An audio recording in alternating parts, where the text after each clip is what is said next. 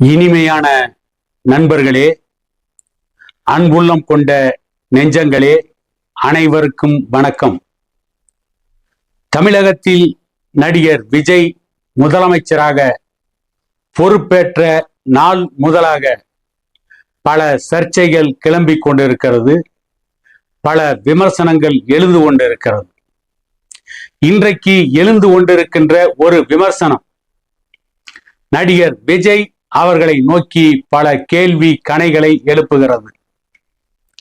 இன்றைக்கு நெட்டிசன்கள் சமூக வலைதளங்களில் நடிகர் விஜய் பற்றியும் திரிசாவை பற்றியும் அவர்கள் எழுப்புகின்ற கேள்விகள் நியாயமான கேள்விகளாக தோன்றுகிறது. என்ன நடந்தது?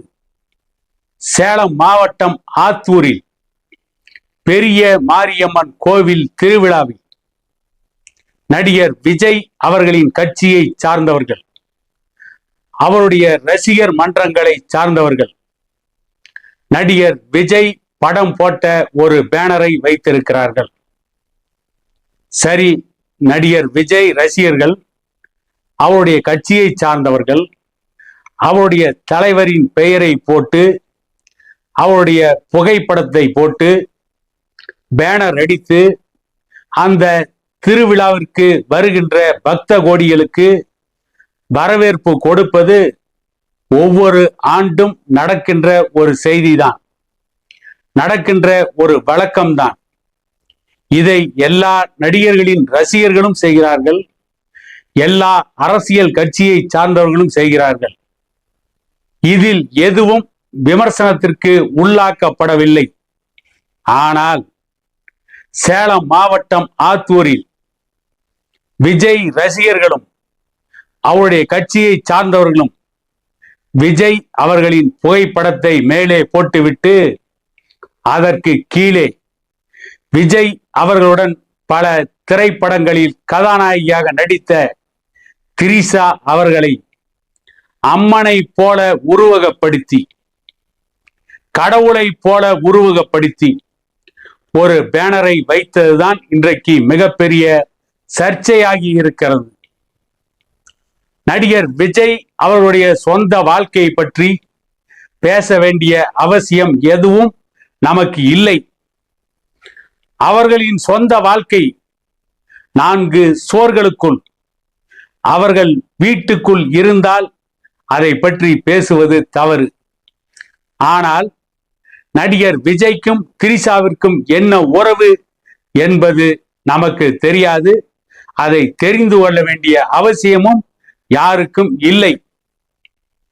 திரிசாவுடைய படத்தை கடவுளாக, அம்மனாக சித்தரித்து அதற்கு மேலே நடிகர் விஜய் படத்தை அச்சிட்டு ஒரு பேனரை வைக்கிறார்கள் என்று சொன்னால் தமிழக அரசியல் எவ்வளவு தரம் தாழ்ந்து போய்விட்டது. அதுவும் ஒரு கோவில் திருவிழாவில் இப்படிப்பட்ட பேனர் அவசியம்தானா? நடிகர் விஜய் ரசிகர்கள், நடிகர் விஜய் கட்சியை சார்ந்தவர்கள் திரிசா அவர்களையும் விஜய் அவர்களையும் எப்படி வேண்டுமானாலும் உருவகப்படுத்தி அவர்களுடைய கட்சி விழாவிலே பேனர்களை வைத்துக் கொள்ளட்டும். ஆனால் ஒட்டுமொத்த மக்களுக்கு பொதுவான ஒரு கோவில் திருவிழாவில் இப்படிப்பட்ட பேனர்களை வைக்கலாமா என்று அந்த பகுதியில் அதை பார்த்த பொதுமக்கள் முகம் சுளித்து இருக்கிறார்கள். அந்த அளவிற்கு தமிழகம் தரம் கெட்டு போய்விட்டதா?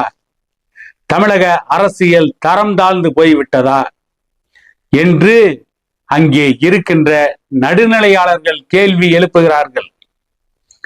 ஆட்சி அதிகாரம் கைக்கு வந்துவிட்டால் இப்படியெல்லாம் தலைகால் புரியாமல் ஆடினால் அவர்கள் இருந்த இடம் தெரியாமல் அழிந்து போவார்கள் என்பதற்கு கடந்த காலங்களில் பல வரலாறுகள் இருக்கிறது.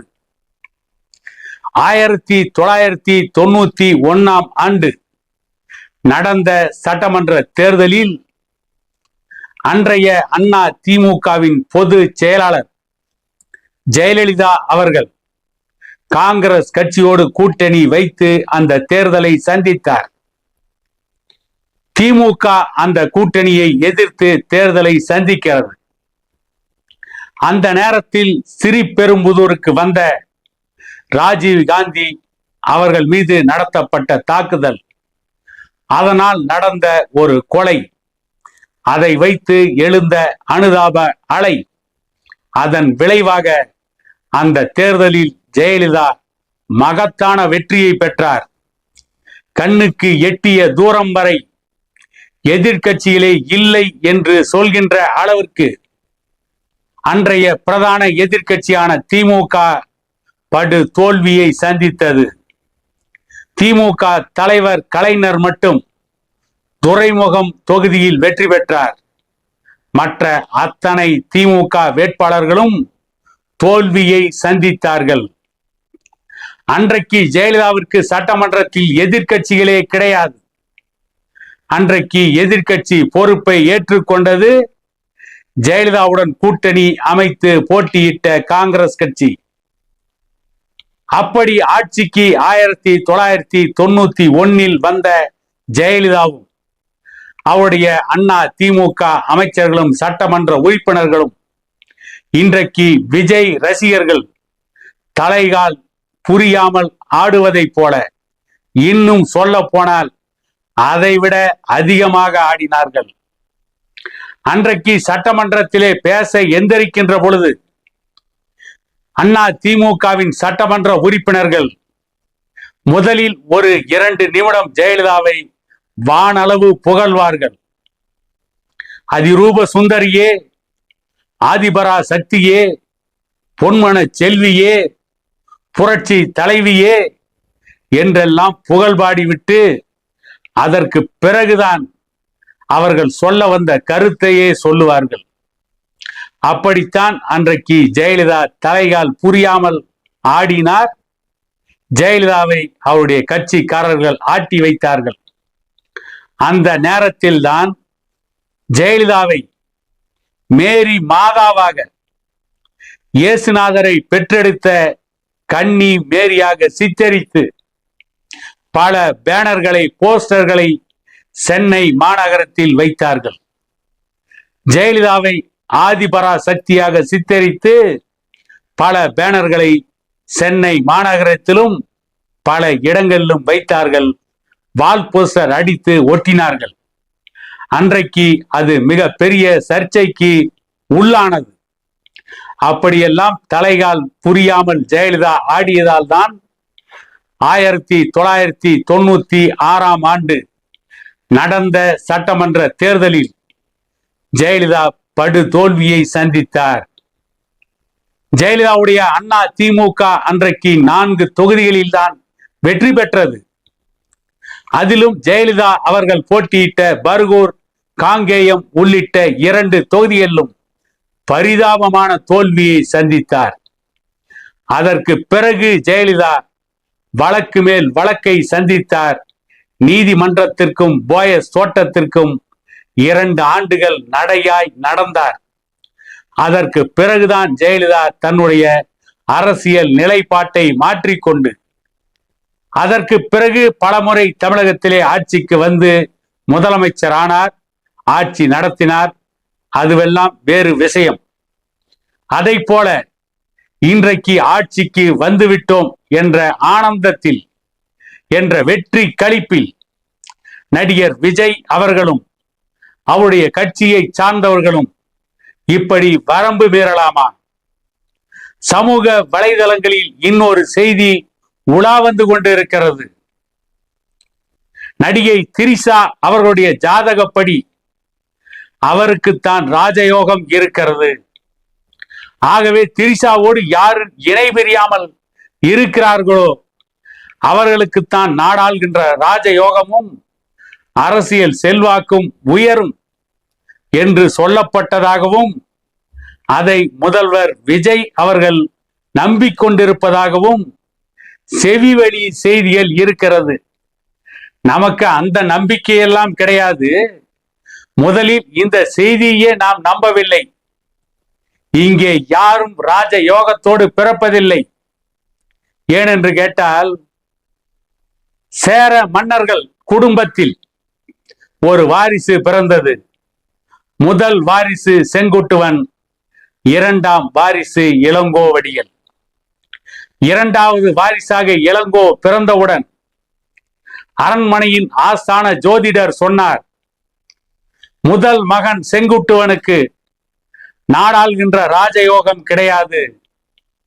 உங்களுடைய இரண்டாவது மகன் இளங்கோவுக்கு தான் நாடாள்கின்ற ராஜயோகம் இருக்கிறது என்று சொன்னார்கள். அதை உண்மை என நம்பிய சேர மன்னர்கள் குடும்பம் இரண்டாவது மகனுக்கு இளங்கோ என்று பெயர் சூட்டினார்கள். இளம் என்றால் இளையவன், கோ என்றால் மன்னன். இளைய மன்னன் என்று பெயரையே சூட்டினார்கள். ஆனால் சேர மன்னர்கள் வரலாறு வேறு மாதிரி எழுதப்பட்டது. முதல் மகன் செங்குட்டுவன் தான் சேரன் செங்குட்டுவன் என்ற பெயரில் மன்னனாக மகுடம் தரித்தான். அவன்தான் வட இந்தியா நோக்கி படையெடுத்து சென்று கனக விஜயர் தலையில் கல்லை சுமக்க வைத்து கற்பு கரசி கண்ணகி கோட்டம் அமைத்து சிலை வடித்தான். எந்த இளைய மகன் நாடாள்வான் என்று சொன்னார்களோ அந்த இளைய மகன் இளங்கோவடிகள் துறவரம் பூண்டு கண்ணகிக்கு சிலப்பதிகாரம் என்கின்ற ஒரு அற்புதமான காவியத்தை வடித்தான். இன்றைக்கும் தமிழ் இலக்கியத்தில் அழியா புகழ்பெற்ற சிலப்பதிகாரம் என்கின்ற காப்பியத்தை வடித்த இளங்கோவடிகளும் அழியா புகழோடு வாழ்ந்து கொண்டிருக்கிறார். ஆகவே இந்த விஜய், திரிசா இவர்கள் சம்பந்தமாக கிளப்பி விடுகின்ற ஜாதகங்கள், சோசியங்கள், கட்டு கதைகள் இவற்றையெல்லாம் நாம் நம்புவதில்லை. ஆனால் இப்படி வரம்பு மீறி நடந்து கொண்டால், எந்த வேகத்தில் ஆட்சி அதிகாரத்திற்கு நடிகர் விஜய் வந்தாரோ அதே வேகத்தில் அவர் ஆட்சி அதிகாரத்தை இழப்பார் என கூறிக்கொண்டு மீண்டும் ஒரு காணொளியில் உங்களை சந்திக்கும் வரை உங்களிடமிருந்து விடைபெறுவது உங்கள் எடப்பாடி துரைசாமி.